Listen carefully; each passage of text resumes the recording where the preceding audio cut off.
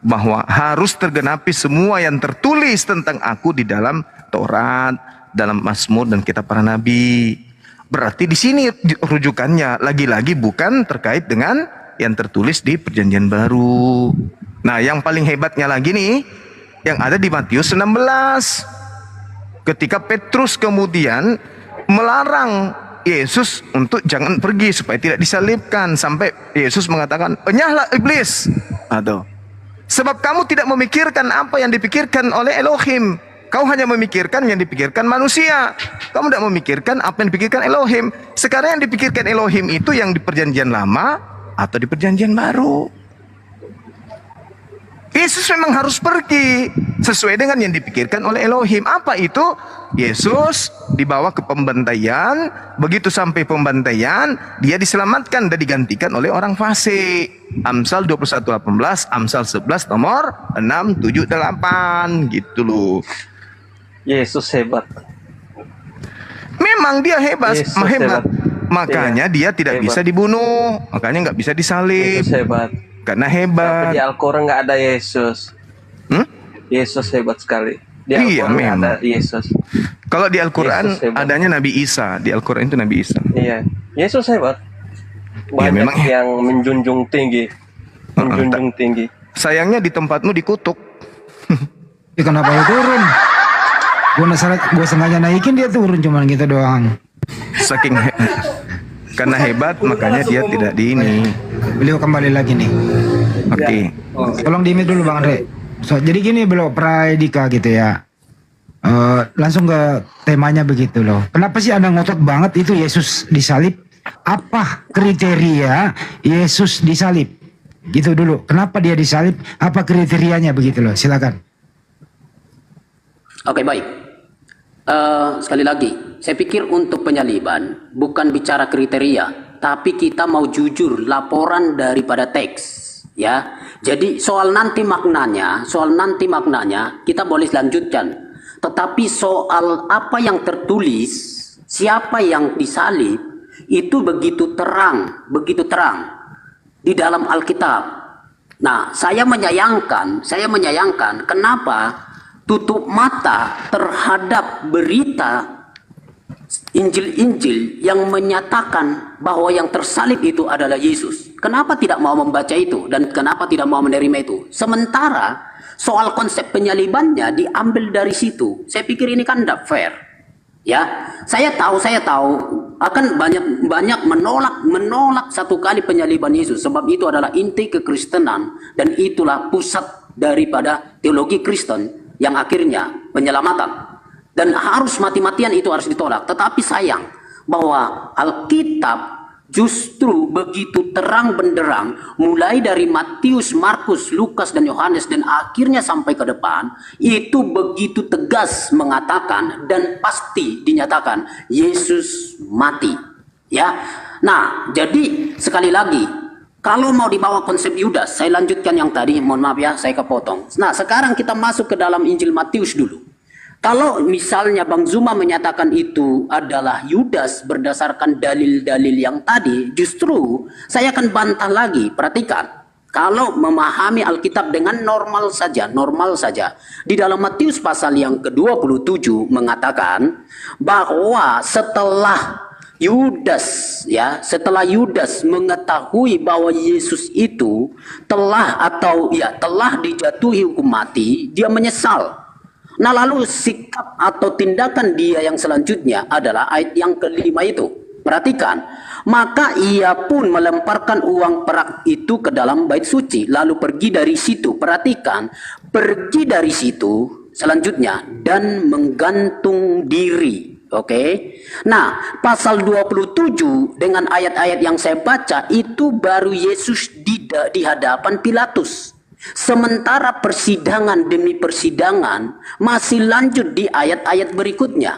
Tetapi Alkitab sudah mengatakan bahwa Yudas sudah pergi dari situ.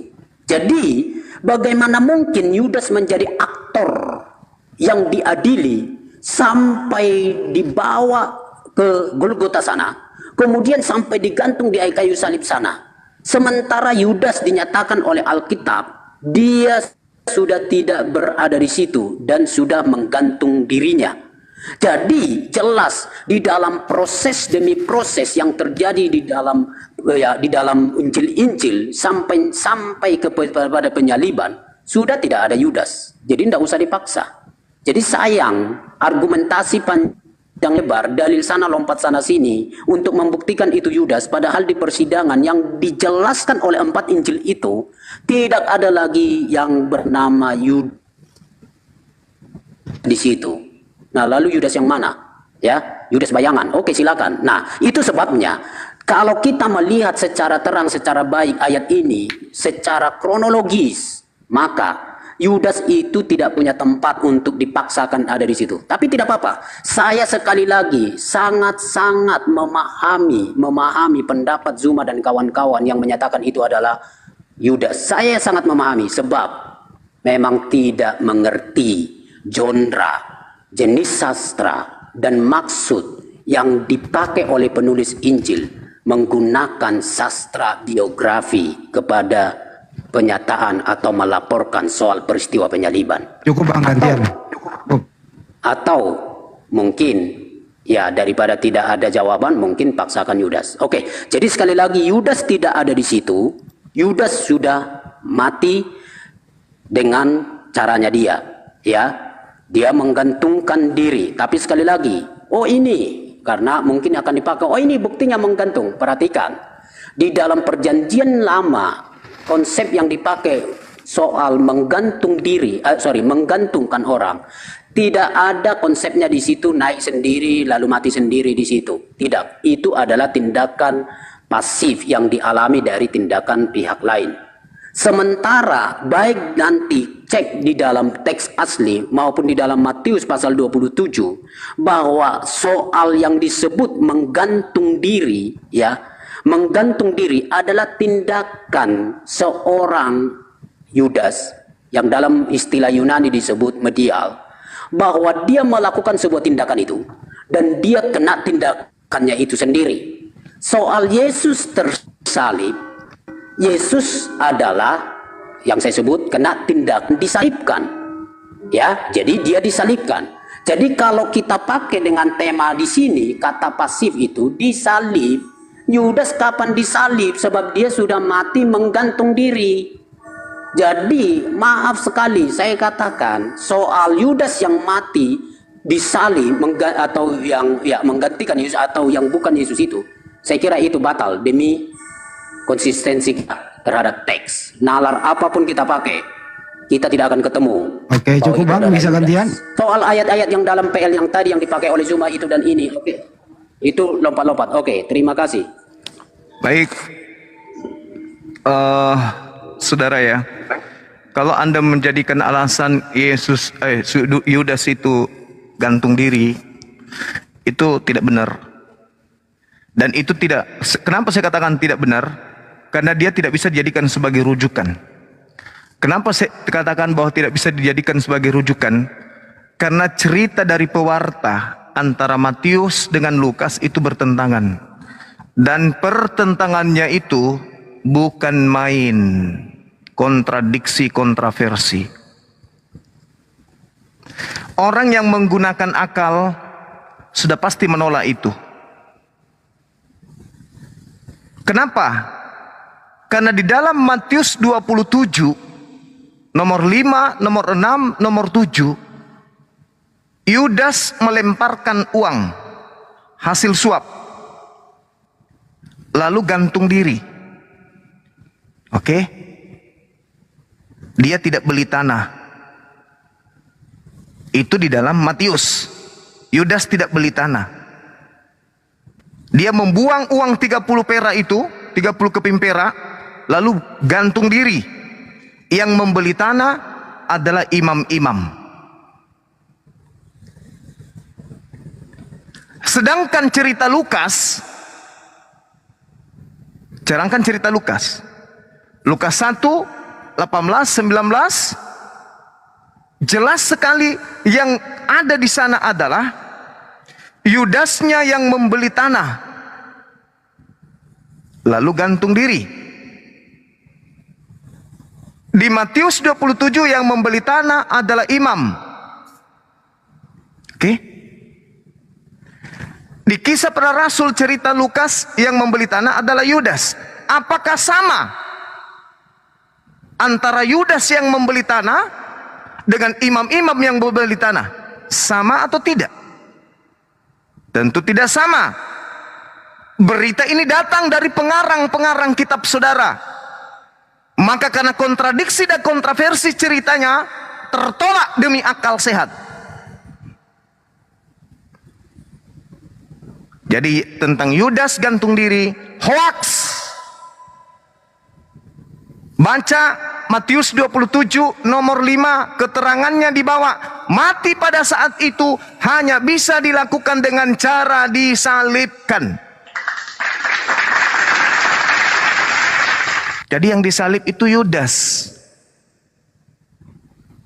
Saya langsung to the point, karena Anda kesana kemari, entah apa-apa yang Anda bahas ini.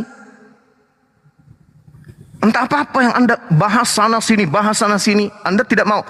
Kenapa saya tidak mau menggunakan Matius, Lukas, Markus, Yohanes, Paulus, surat-suratnya? Kenapa? Karena Yesus tidak menyinggung kitab itu. Yesus hanya menyinggung Taurat, Mazmur, kitab para nabi. Di awal saya sudah sampaikan kepada saudara,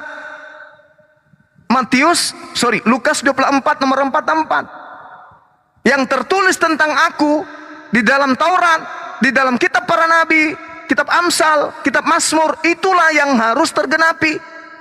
Anda menggiring saya untuk Lukas, Markus, kepergian Yesus berdasarkan Matius. No. Nih. Kepergian Yesus itu berdasarkan yang tertulis di dalam Taurat, di dalam Mazmur, di dalam Amsal. Bukan di dalam Matius. Matius itu cuman pewarta yang menuliskan kejadian yang terjadi puluhan tahun lalu dituliskan. Begitu juga Lukas. Makanya antara Lukas dan Markus itu bertentangan satu sama lain. Saya ulang lagi kepada saudara. Matius menceritakan bahwa Yudas melemparkan uang lalu bunuh diri. Kalau dia bunuh diri, siapa yang beli tanah? Bukan Yudas, tapi imam-imam.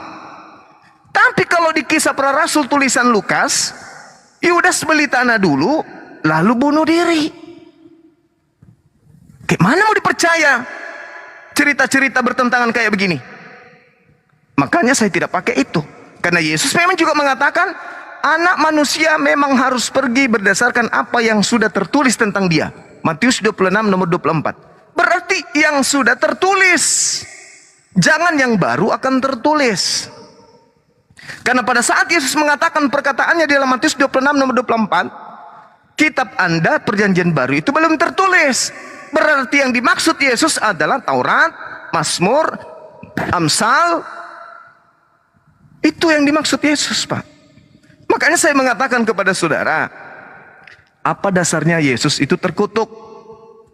Anda tidak bisa menunjukkan dalil. Anda mengatakan, oh saya harus rem, gak boleh terlalu jauh, karena Anda tak berdaya.